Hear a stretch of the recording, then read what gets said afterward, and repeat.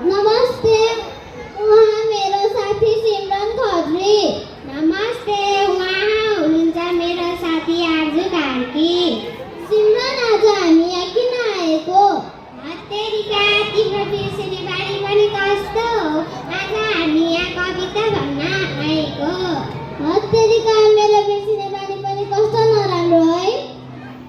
कविताको शीर्षक रहेको छ टिङ टिङ टिङ